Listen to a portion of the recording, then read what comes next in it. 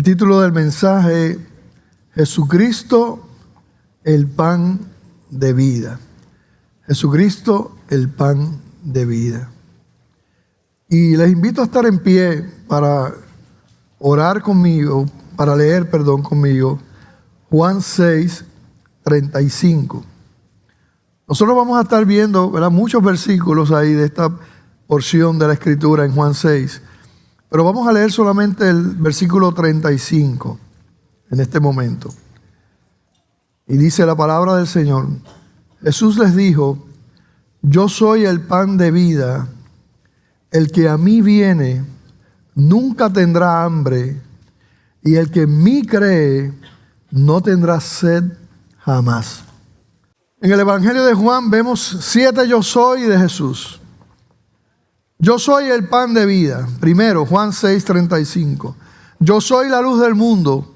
Juan 8, 12. Yo soy la puerta. Juan 10, 9. Yo soy el buen pastor. Juan 10, 11. Yo soy la resurrección y la vida. Juan 11, 25. Yo soy el camino, la verdad y la vida. Juan 14, 6. Y finalmente, yo soy la vid verdadera. Juan 15, 5.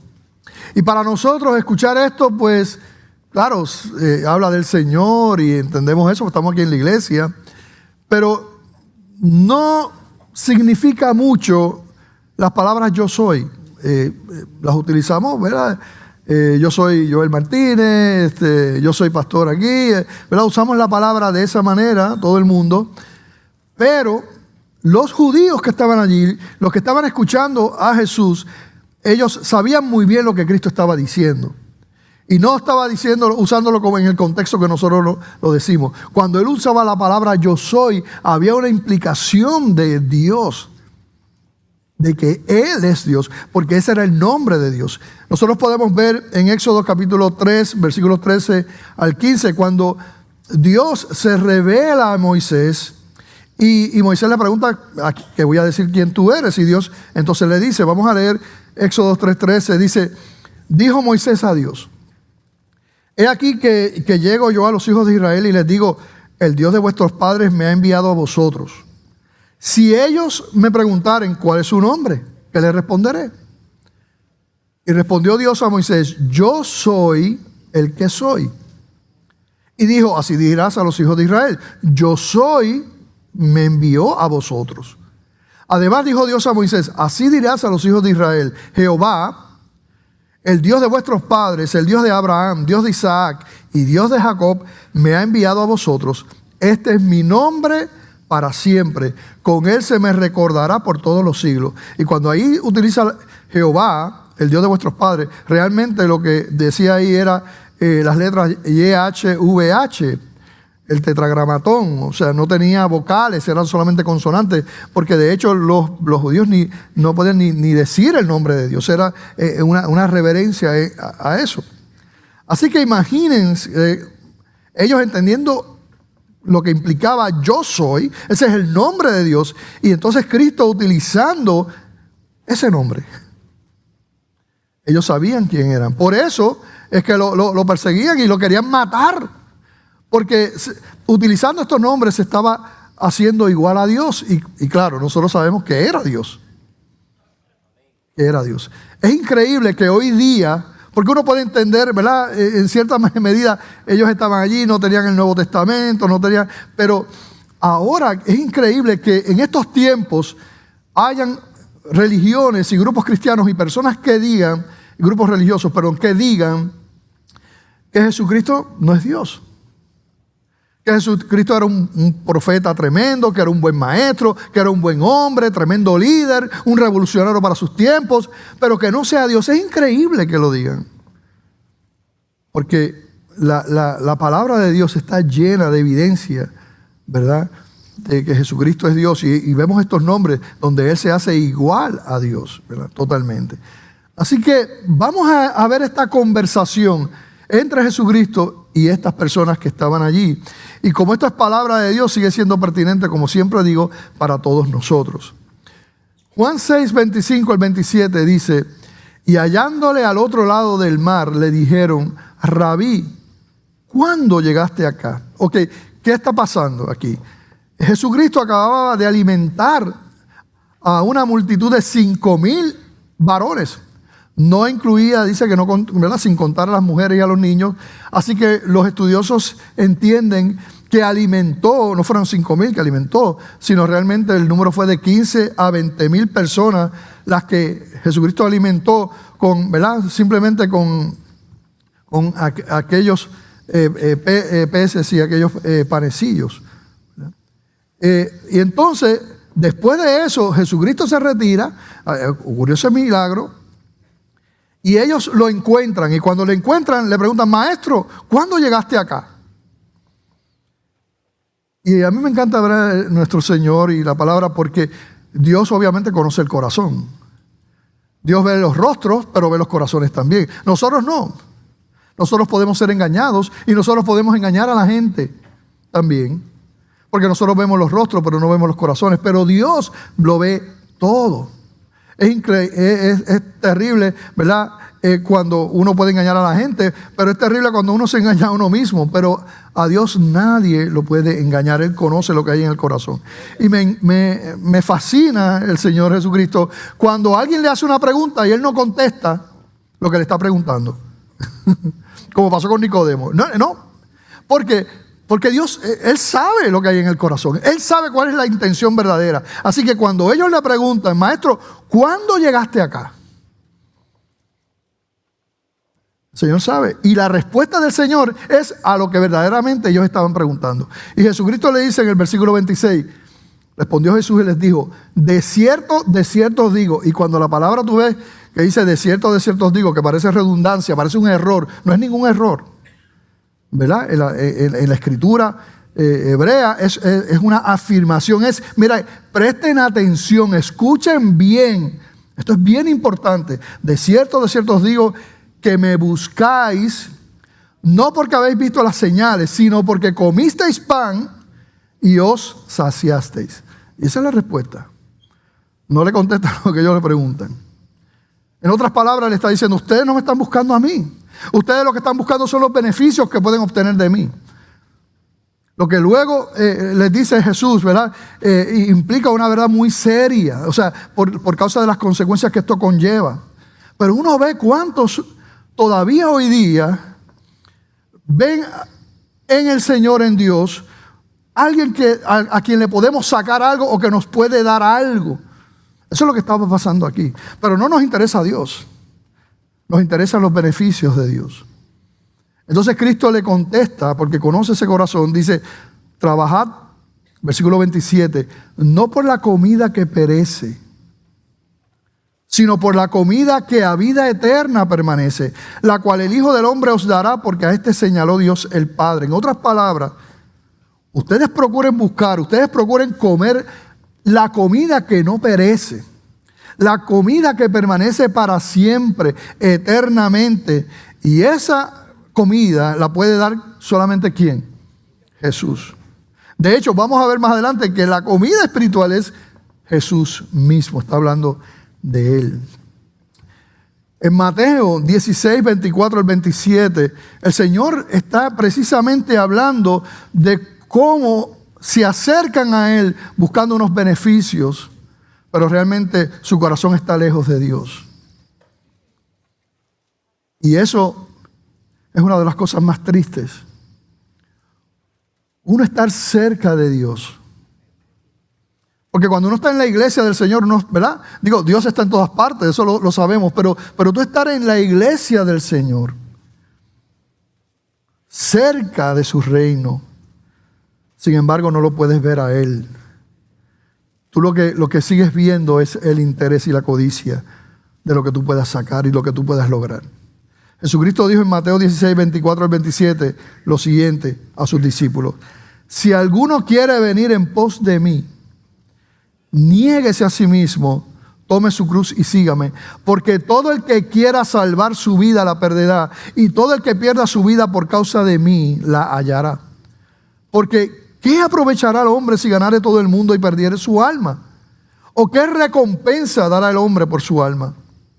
Porque el Hijo del Hombre vendrá en la gloria de su Padre con sus ángeles, y entonces pagará cada uno conforme a sus obras, conforme a lo que hicieron, conforme a donde estaba su corazón, en la implicación del Señor. Dice, ¿de qué le vale al hombre ganarlo todo si se pierde el alma? Pero nosotros no entendemos. En esta carne seguimos mirando las cosas terrenales y pensando en el éxito terrenal. Y son las cosas que nos gustan y son las cosas que anhelamos.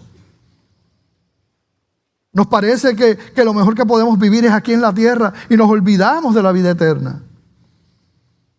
Qué triste eso. ¿De qué puede servir todo lo que este mundo te pueda ofrecer en una corta vida? Porque ¿qué son 100 años si tú vives 100 años ante una eternidad? Comiendo comiendo la comida que perece y que al final entonces tengas una eternidad sin Dios, sin esperanza, sin fe.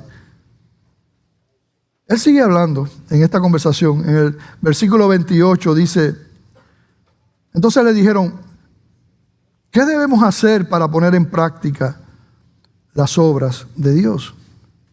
Respondió Jesús y les dijo, esta es la obra de Dios, que creáis en el que Él ha enviado. Todavía ellos siguen pensando con el estómago. Ellos siguen pensando con el estómago, los deseos terrenales y carnales. Siguen. O sea, ¿qué tenemos que hacer para poner en práctica las obras de Dios? Mira, cuando uno considera el contexto inmediato, ¿verdad?, anterior y posterior, lo que ellos siguen preguntando es cómo nosotros podemos asegurar el favor de Dios, la bendición de Dios, la prosperidad de Dios. Ellos están viendo al Señor como un suplidor, como un benefactor, como un genio de la lámpara que me puede dar las cosas a mí. Eso es lo que ellos están viendo. Ellos no quieren a Jesús. Ellos no quieren una relación con Dios. Ellos quieren los beneficios del Señor. Pero eso no es Cristo. Ni ese es su mensaje, ni ese es su evangelio. Y es triste que todavía siguen vendiendo un evangelio falso, un evangelio sin cruz, un evangelio sin arrepentimiento, sin entrega, sin fe verdadera. Siguen codiciando y alabando las cosas de este mundo. Y lo que es peor, se acercan a Dios supuestamente para obtener esas cosas. Que Dios me bendiga, que Dios me dé esto, que Dios me haga otro, que Dios me haga rico, que ¿verdad?, yo estoy con el Señor, que Dios me cuide aquí, que yo no me enferme, que me sane, que no muera. Se sigue buscando eso. Y siguen predicando eso. Lo mismo que ellos estaban pensando, se sigue predicando hoy, en el 2026, se sigue predicando en Puerto Rico, se sigue predicando en Ponce, Puerto Rico, ese mismo mensaje de codicia, donde los que se hacen ricos son los líderes y los mercaderes que venden eso. Y se hacen ricos porque los demás se quieren hacer ricos. Y le han dicho, no, tú siembra y vas a cosechar, pero es siembra en mí. Los líderes son los que se hacen ricos. Pero ese no es el evangelio. Ese no es el evangelio.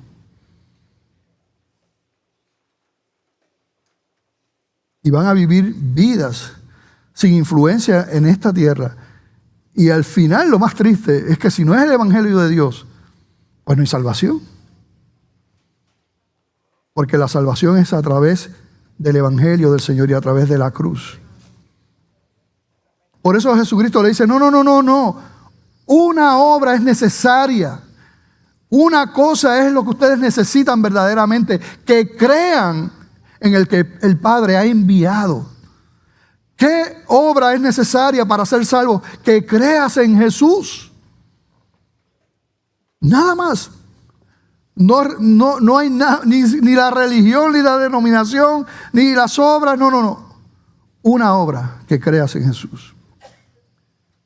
El versículo 30, seguimos leyendo esta conversación. Le dijeron entonces, ellos siguen ahí hablando, ¿qué señal pues haces tú para que veamos y te creamos? ¿Qué obra haces? Nuestros padres, dicen ellos, nuestros padres comieron el maná en el desierto. Como está escrito, pan del cielo les dio a comer. Siguen pensando con el estómago. Ahora están recordando el maná. Siguen pensando en esos intereses particulares y terrenales. Jesús los corrige y les enseña. En el versículo 33 le dice, de cierto os digo. Otra vez Escucha bien, presta atención. No os dio Moisés el pan del cielo, mas mi Padre os da el verdadero pan del cielo. No fue Moisés. El verdadero pan, mira, aquel pan del desierto era una sombra de lo que había de venir, era un símbolo apuntando hacia el pan de vida que es Cristo Jesús, dado por Dios. Este es el verdadero pan. Era un tipo, lo que se conoce en la teología, un tipo de Cristo, un símbolo, una prefigura.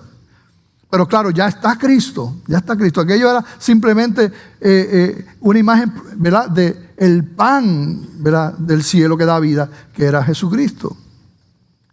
Y continúa Jesucristo diciéndole, porque el pan de Dios, y lo sigue corrigiendo, ustedes siguen mirando lo terrenal, ustedes siguen pensando en lo físico. Dice, versículo 33, porque el pan de Dios es aquel que descendió del cielo y da vida al mundo. Está hablando de Él. Le dijeron, Señor, danos siempre este pan. Todavía ellos no han entendido. Ellos siguen pensando, espérate, esto es un pan que desciende del cielo y da vida al mundo. Esto, ¿verdad? Como la mujer samaritana, ¿verdad? Que bebí de esta agua no tendrá sed jamás. Dame de esa agua. Lo mismo estaba pasando aquí. Así que todavía siguen pensando en la provisión terrenal.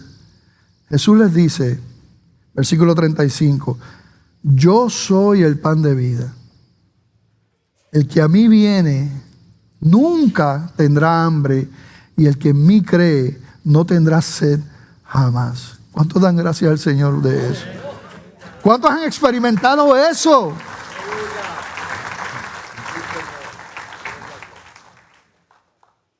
40 años he caminado con el Señor. Y Él ha estado siempre ahí. No hay hambre de Dios. No, porque Él está. No hay sed porque Él está. Él siempre está. Esta mañana me quebrantaba. Porque Dios ha sido tan bueno. ¿Dónde estaríamos nosotros si no fuera por el Señor?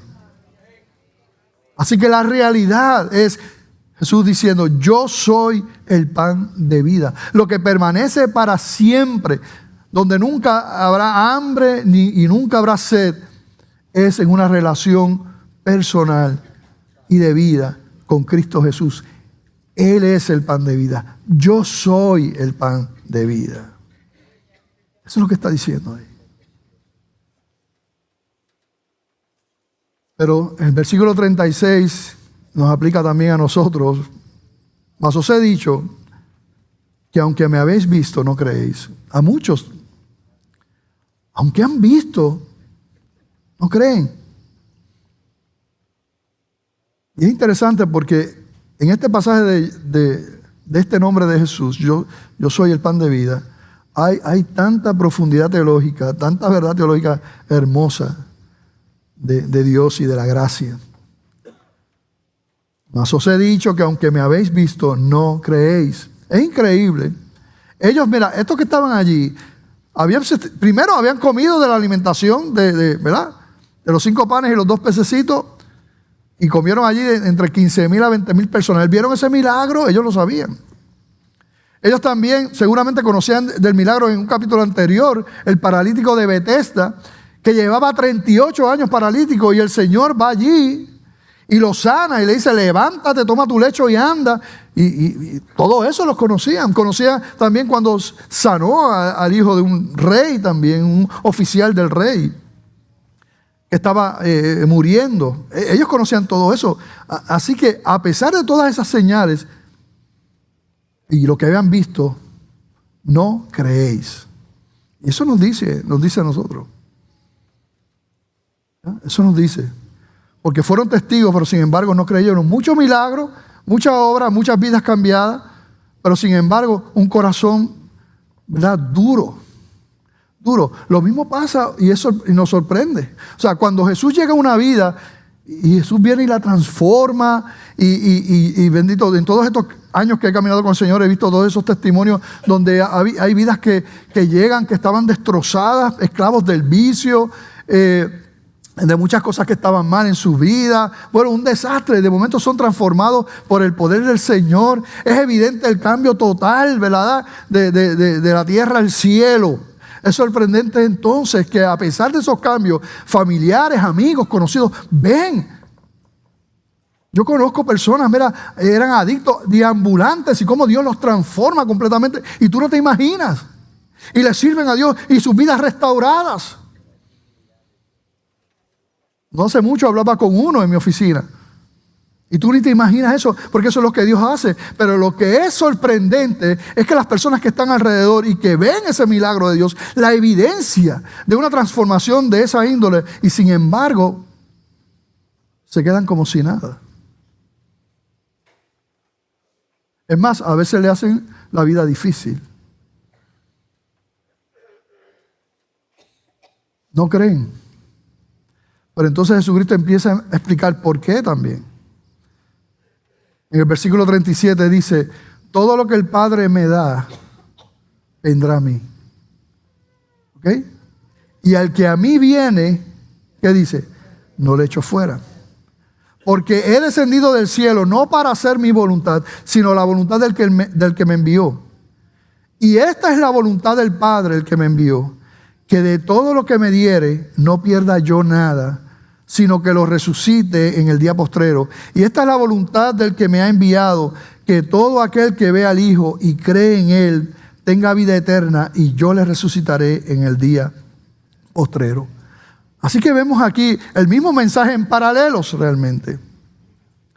Hablando, ¿qué está hablando? ¿Qué nos está presentando? La gracia de Dios. La gracia de Dios. Cuando hablamos de la gracia de Dios, hablamos de esa verdad donde Dios toma la iniciativa y Dios es el que provee lo que se necesita para que nosotros podamos servir al Señor, para que nosotros seamos salvos. La salvación es un acto de amor y de gracia. Gracia es un favor inmerecido. No lo merecemos, eso es gracia. Y aquí, cuando nosotros vemos lo que dice el texto, dice, el que a mí viene, dice Jesús, no le echo fuera, no se queda en la calle. Dice, los que vienen a mí, dice Jesús, son los que el Padre me da. Y dice, y esa es la voluntad del que me envió, o sea, del Padre. Entonces Jesús sigue aclarando en estos paralelos, ¿verdad? Esa voluntad de Dios. Dice que todo lo que el Padre le diere, ¿verdad? No, Jesús no va a perder nada de eso, de todo lo que Él le diere, sino que lo va a resucitar en el día postrero. ¿Qué quiere decir esa expresión? Que su salvación está segura. O sea, primero dice, lo que el Padre me diere, de eso no se va a perder nada.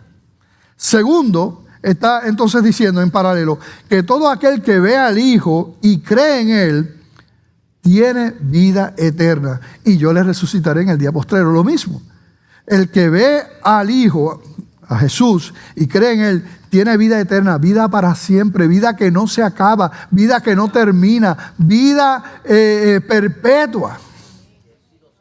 Vida que no tiene fin. Eso es lo que significa vida eterna. Y Dios sabe muy bien lo que significa eterno. Realmente es una contradicción uno decir la vida eterna que se puede perder. Es una contradicción. Si es eterna no se puede perder. Y si se puede perder no es eterna.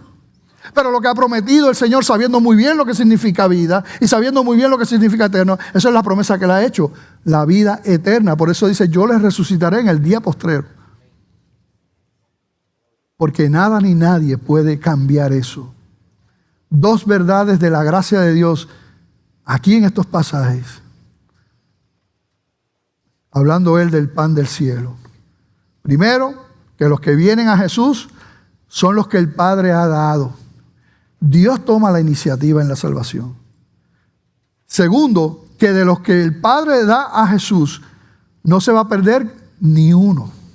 Que todo el que ve a Jesús y cree en Él tiene vida eterna, vida para siempre. Es lo que está diciendo aquí. Eso es gracia. La intervención de Dios donde Él toma la iniciativa y provee todo lo necesario para que seamos salvos y para que permanezcamos en la salvación. Eso es gracia.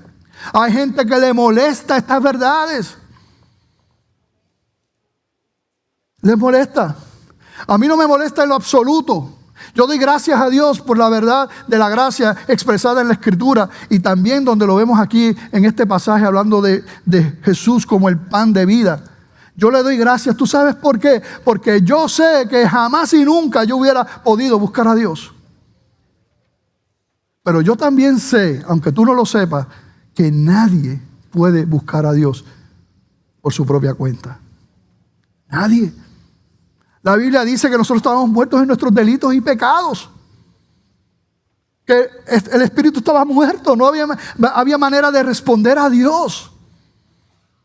Por eso es que Dios toma la iniciativa. Por eso es que nosotros vemos la gracia de Dios impregnada en toda la Escritura. Porque si dependiera de nosotros el venir al Señor, el acercarnos a Él, ¿tú sabes qué pasaría? Nunca llegaríamos al Señor.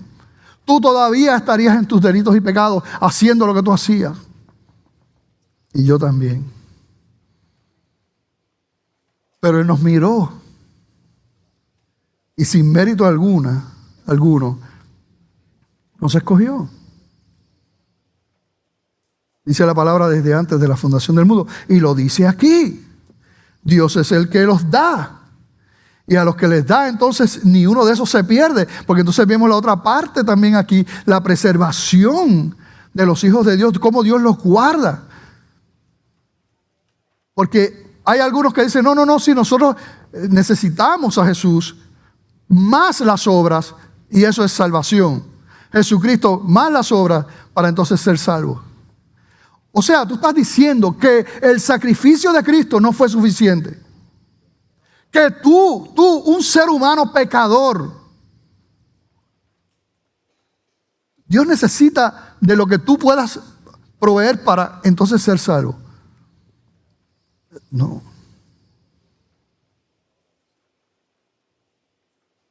Tú pretender que tú puedes obtener la salvación por tu propia justicia es tú ser igual a Dios. Igual a Dios. Y como Dios sabía que nadie iba a cumplir eso, entonces todos estaban destinados para el infierno entonces. Nadie podía ser salvo, pero Él en su gracia ejerció misericordia sobre estos para traerlos a Él y darle salvación en Cristo Jesús, por gracia. Y fíjate que Jesucristo no solamente su obra fue cuando nosotros llegamos al Señor, sino que cada día de nuestra vida Jesucristo sigue intercediendo por nosotros. Mira lo que dice Hebreos 7, del 22 al 25. En estos versículos que se está haciendo una comparación entre el Antiguo Testamento y el Nuevo Testamento y está hablando de Jesucristo. Dice, versículo 22, por tanto, Jesús es hecho fiador de un mejor pacto. Y los otros sacerdotes llegaron a ser muchos debido a que por la muerte no podían continuar, eran seres humanos y morían. Mas este, hablando de Cristo, por cuanto permanece para siempre, tiene un sacerdocio inmutable. O sea, su intercesión por los suyos no cambia, porque Él no muere, permanece para siempre. Y el versículo 25 viene siendo la conclusión de esto.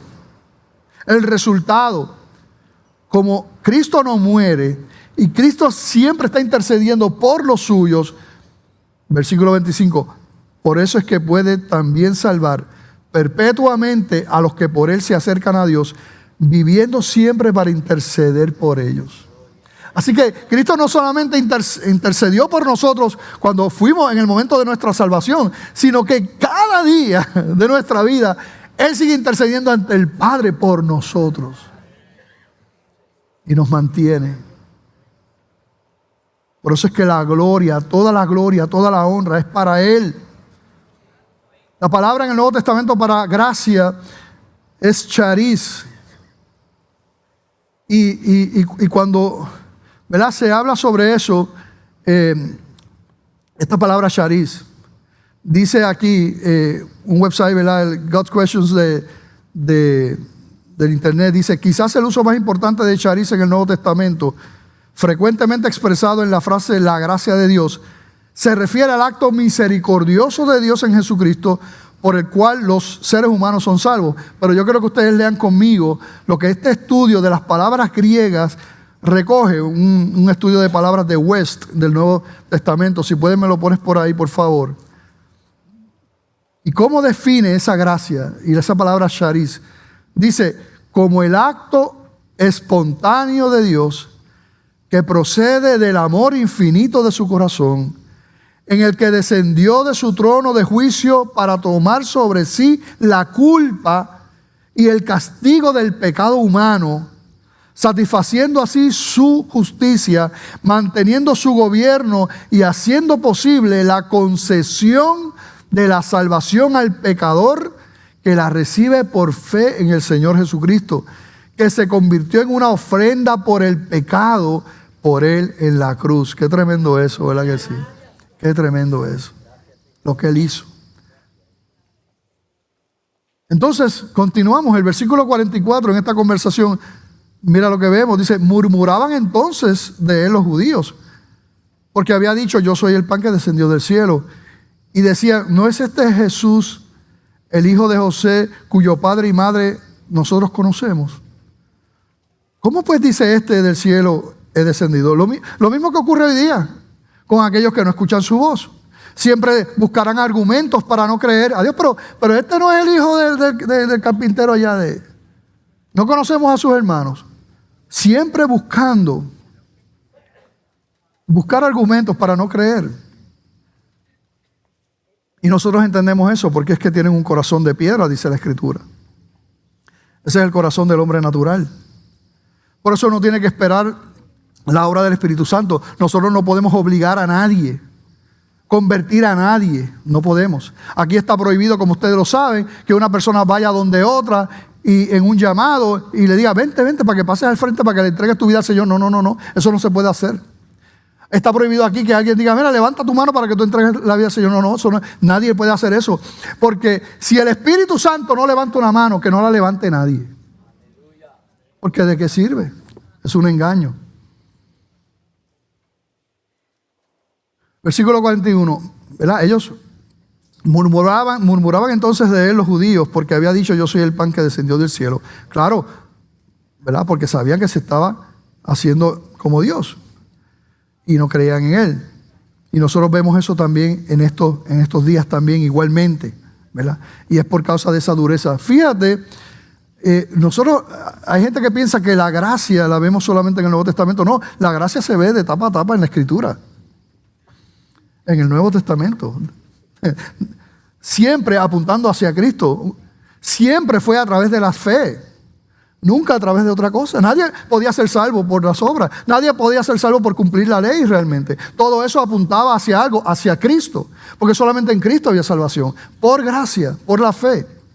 Nosotros vemos aún Dios obrando y escogiendo, ¿verdad? Tomando la iniciativa en el Antiguo Testamento. En este caso podemos ir a Ezequiel, al profeta Ezequiel, capítulo 11, versículos 19 y 20. Antiguo Testamento, pero mira lo que dice allí.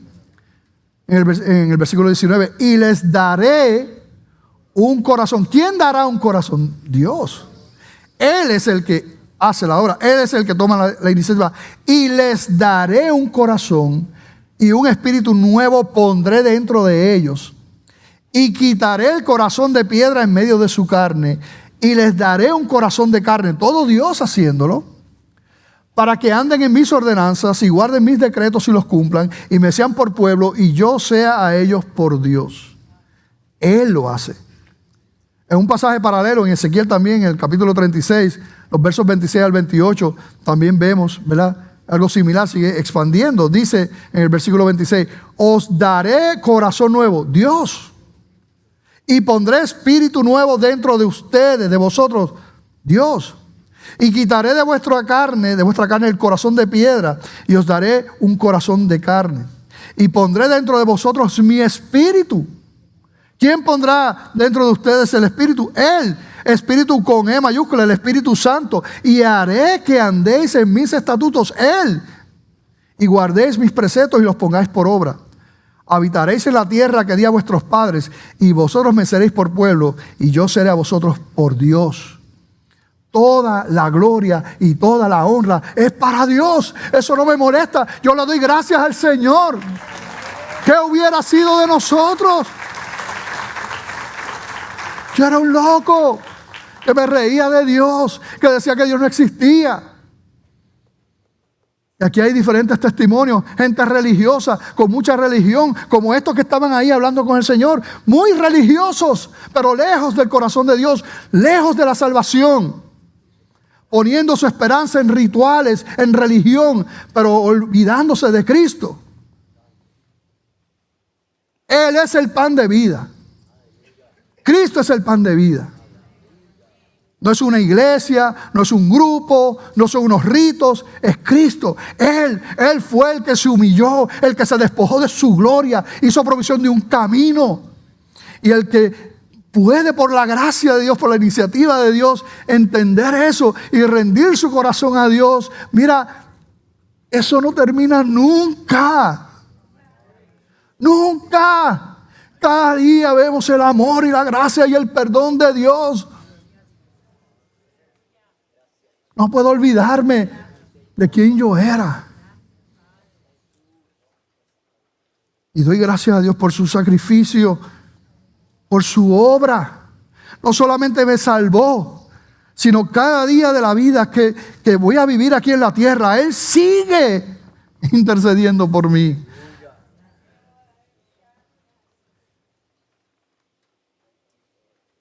Dios es tan bueno.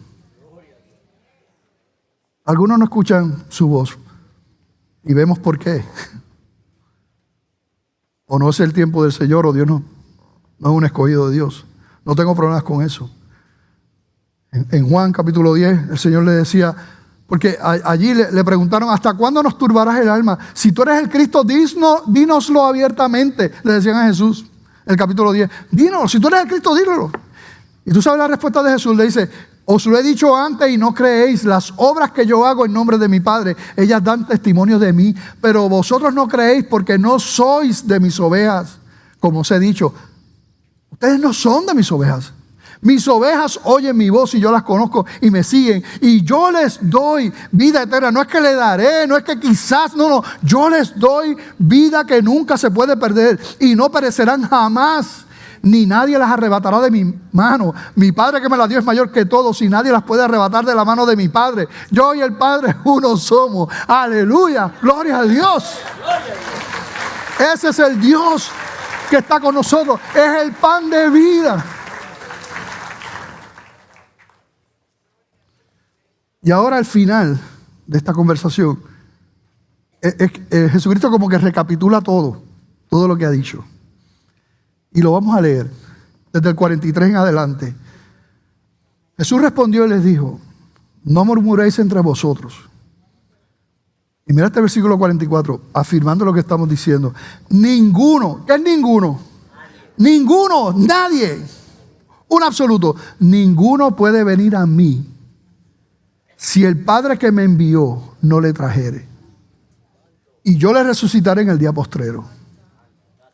Escrito está en los profetas y serán todos enseñados por Dios. Esto está en Isaías 54, 13. Todos serán enseñados por Dios. ¿Cuál es la implicación? Dios es el que toma la iniciativa. Dios es el que muestra. Dios es el que enseña. Dios es el que pone conocimiento. Dice, así que todo aquel que oyó al Padre y aprendió de Él, viene a mí. No que alguno haya visto al Padre, sino aquel que vino de Dios. Este ha visto al Padre. De cierto os digo, el que cree en mí tiene vida eterna. Aleluya. Yo soy el pan de vida. Vuestros padres comieron el maná en el desierto. ¿Y qué les pasó? Este es el pan que desciende del cielo para que el que de él come no muera. Yo soy el pan vivo que descendió del cielo. Si alguno comiere de este pan, vivirá para siempre. Y el pan que yo daré es mi carne, la cual yo daré por la vida del mundo. Entonces los judíos contendían entre sí, diciendo, ¿cómo puede éste darnos a comer de su carne? Jesús les dijo, de cierto os digo, si no coméis la carne del Hijo del Hombre y bebéis su sangre, no tenéis vida en vosotros. El que come mi carne y bebe mi sangre tiene vida eterna, y yo le resucitaré en el día postrero, porque mi carne es verdadera comida y mi sangre es verdadera bebida. El que come mi carne y bebe mi sangre, en mí permanece y yo en él. Como me envió el Padre viviente y yo vivo por el Padre, asimismo el que me come, él también vivirá por mí. Así que está hablando aquí finalmente Jesús de su sacrificio. Eso es lo que está hablando. Él no está hablando de un acto caníbal, por favor. Utiliza una metáfora bien fuerte. Tienen que comer mi carne y tienen que beber mi sangre. No podemos dejar la cruz de lado. No podemos dejar el sacrificio de lado. No podemos dejar el arrepentimiento, porque tu pecado llevó a Cristo a la cruz del Calvario. No podemos dejar eso fuera. Cuando pensamos en pan y sangre, quizás podemos recordar también la celebración de la Pascua en el Antiguo Testamento. ¿Qué estaba pasando allí? Bueno, simplemente recordaban cómo Dios había librado al pueblo de Israel de la opresión del pueblo de Egipto. Cuando finalmente, ¿verdad?, el marco de las puertas fue rociado, ¿verdad?, fue pintado con la sangre de un sacrificio de un cordero. Y entonces donde estaba esa sangre, ninguno de los primogénitos de ese lugar, de esos hogares, ninguno murió, todos los demás murieron. Es otro tipo, mirando a Cristo, la sangre de Cristo. Así que hemos sido librados de la condenación eterna por ese sacrificio, por la muerte y por la resurrección de Jesucristo. ¿Cómo algunos pueden pensar que eso es literal? No. Ya Cristo murió una vez. Lo escupieron, lo flagelaron, le hicieron de todo a Jesucristo como parte de esa entrega y ese cuerpo molido por amor a nosotros. Pero ya no más. Ya nadie podrá escupirle, ponerle una corona de espinas, nadie podrá hacer eso. En Hebreos 9:28 dice la palabra: así también Cristo fue ofrecido una sola vez. No son sacrificios todos los días que nos reunamos, no, una sola vez para llevar los pecados de muchos, no los pecados de todos. Los pecados de muchos. Y aparecerá por segunda vez sin relación con el pecado para salvar a los que le esperan. Aleluya. Así que ya no podrán, ya Él lo hizo. Y finalmente termina diciendo, versículo 58, este es el pan que descendió del cielo. No como vuestros padres comieron el maná y murieron, el que come de este pan vivirá eternamente. Aleluya, gloria a Dios. ¿Cuántos han comido de ese pan y han bebido de esa sangre?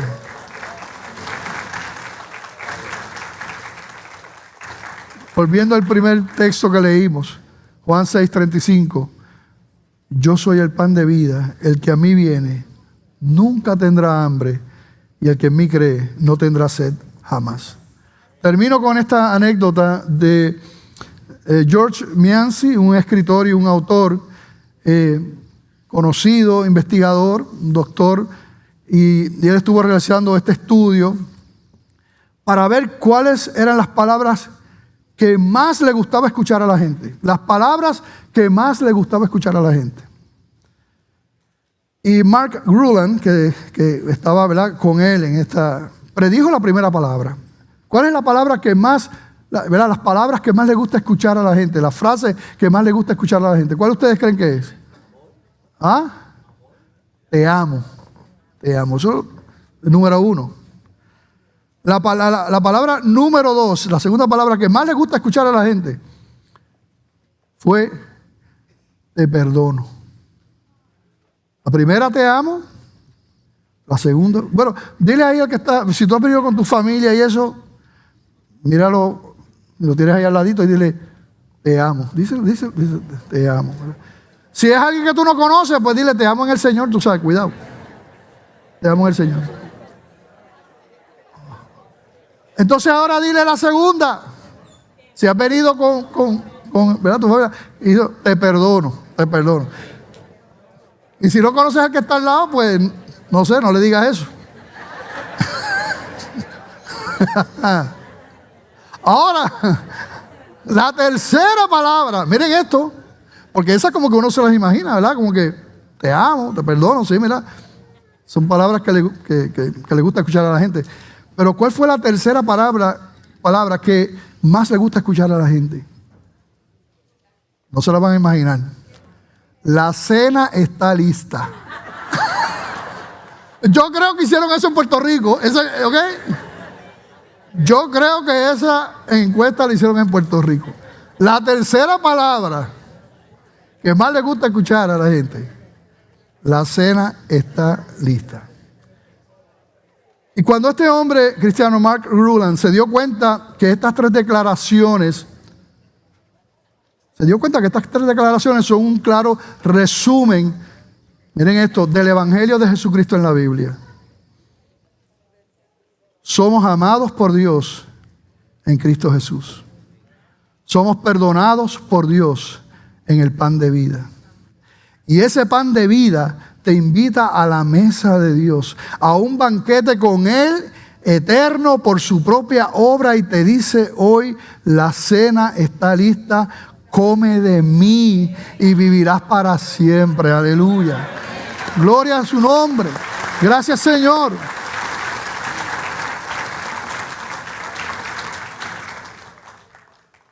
Wow. Yo soy el pan de vida.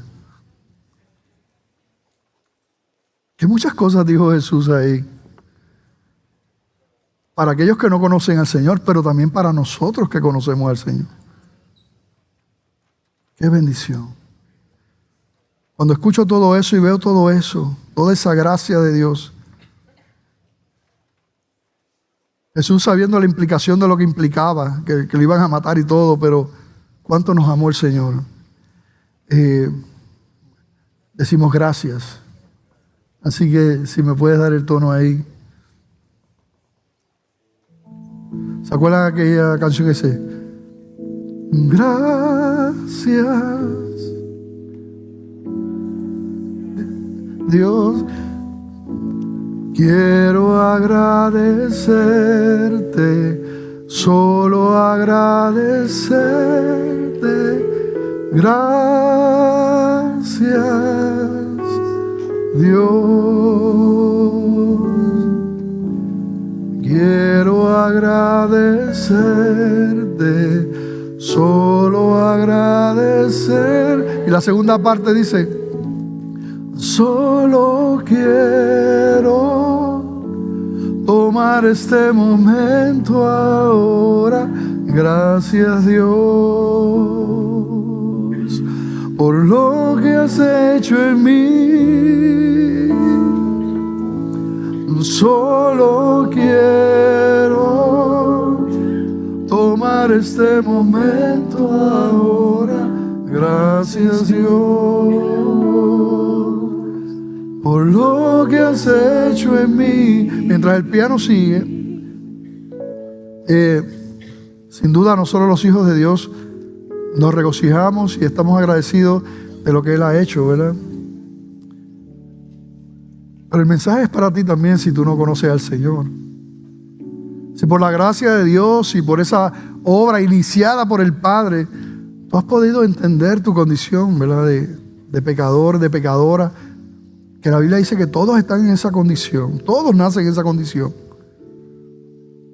Y la consecuencia de esa condición es la muerte eterna, la muerte espiritual.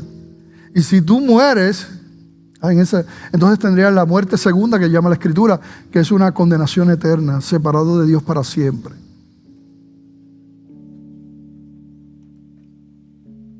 Claro, tiene que haber un reconocimiento de nuestro pecado y que hemos ofendido a Dios, le hemos dado la espalda a Dios. Tiene que haber un arrepentimiento, si no, no hay salvación, ¿verdad? No es cuestión de repetir unas palabras, no es cuestión de levantar una mano o pasar al frente. Es una decisión, ¿verdad? Yo recuerdo, yo no quería saber del Señor, ¿verdad? Pero cuando Dios inicia esa obra y empieza a hablar al corazón de uno, no importa los pensamientos que uno pueda tener, cómo uno está, las cosas que uno haya hecho, uno sabe que necesitamos arrepentirnos, que Dios nos está llamando, que no hay otro camino, que no es un asunto de religión. Y recuerdo, ¿verdad? Cuando, a pesar de todos los argumentos que tenía antes, cuando el Señor tocó mi corazón, me la pasé con muletas y todo. Un 8 de octubre de 1986. Dios ha sido bueno.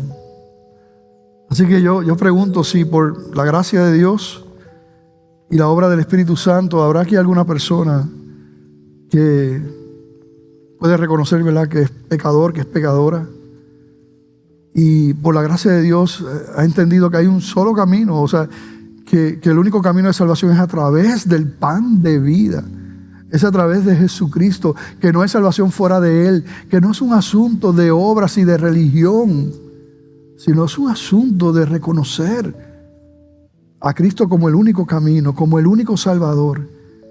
Y por la obra de Él, cuando uno cree, como un regalo, Él nos regala la vida eterna. Juan 3:16, eso es lo que dice, porque de tal manera amó Dios al mundo, que ha dado a su Hijo unigénito, para que todo aquel que en Él cree no se pierda, mas tenga vida eterna. Pero vemos en la palabra que es importante confesarlo al Señor. Así que yo pregunto, sé que hay alguien que a lo mejor lleva tiempo en la iglesia, pero nunca ha tomado esta decisión y hoy genuinamente él está arrepentido de sus pecados y quiere venir al Señor pidiendo perdón, clamando, ¿verdad?, por su intervención en su vida. Si ese eres tú, quieres pedirle perdón a Dios y rendir tu vida, levanta tu mano, yo quisiera orar por ti. Si aquí hay una vida, ¿verdad?, que Dios está llamando y quiere tomar esa decisión de rendir su vida, sus pecados al Señor, no salgas de aquí sin tomar la decisión más importante de la vida, que cambia toda una eternidad, rendir tu vida al Señor. ¿Habrá alguien que hoy levanta su mano y dice, Señor, perdóname, rindo mi vida, mis pecados, Dios te bendiga, Dios te ama? Eres especial para el Señor, eres especial para Dios, Dios te ama. ¿Habrá alguien más que dice, Señor, perdóname? Que toma esa decisión y simplemente levanta tu mano. Quiero orar por ti si tú tomas esa decisión. El Señor está llamando en este día. No salgas de aquí sin rendir tu vida al Señor. Si Dios te está llamando. Si no, no, ¿verdad? Porque, como dije, tiene que ser algo genuino. Pero si tú sabes ahí que el Señor te está llamando, no dejes que nada impida que tú rindas tu vida al Señor. Es que me da miedo, es que tengo vergüenza, es que yo no sé, es que yo no soy de aquí. Que nada impida llegar a los brazos del Señor.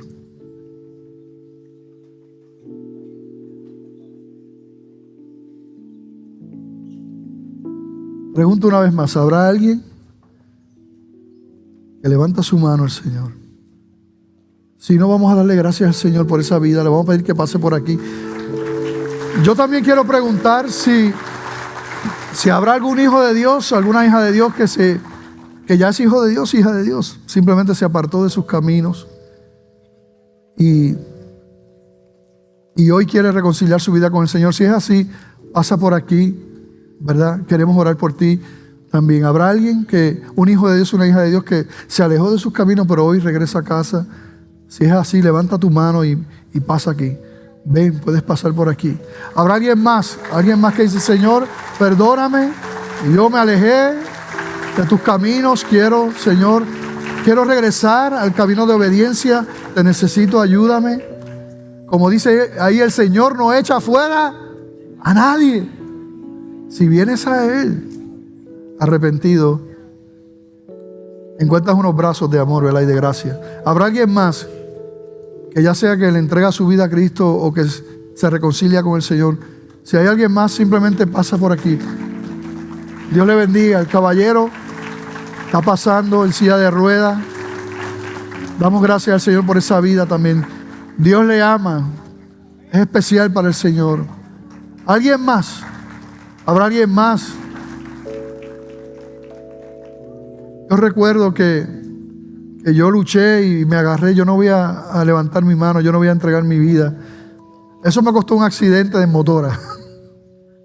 Porque el Señor siempre va a traer a uno, pero a veces lo trae un poquito más fuerte. Eso me pasó a mí. Si tú estás aquí, sabes que el Señor te está llamando. No hay nada mejor, no tienes nada de qué avergonzarte. Al contrario, no hay ninguna decisión como esa. Damos gracias a Dios por esa vida. ¿Alguien más? Estamos a punto de terminar, pero voy a orar. Padre, si hay alguna vida todavía, Señor, que tú estás llamando, yo te pido, Señor, que tú rompas toda atadura, todo pensamiento que pueda estorbar, Señor, lo que tú quieras ver alcanzar. Simplemente, Padre, tú conoces mi corazón, oro para que tú seas, Señor, obrando, ¿verdad? Gracias, Padre, por este día, gracias por tu palabra, en el nombre de Jesús, amén. Pregunto una vez más, si hay alguien que levanta su mano en el balcón, que está por ahí y sabe que Dios le está llamando, levanta tu mano. Si no, pues vamos a orar por estas vidas. Padre, te damos gracias, Señor, por estas vidas. Tú conoces la decisión que ellos están tomando. Te pedimos que tú los bendigas, que tú los ayudes, que tú los guíes, Señor. Qué bendición, Señor, ser parte de lo que tú estás haciendo en sus vidas. Que ellos sepan, Señor, que en la medida que podamos como iglesia estamos para ayudarles y para servirles.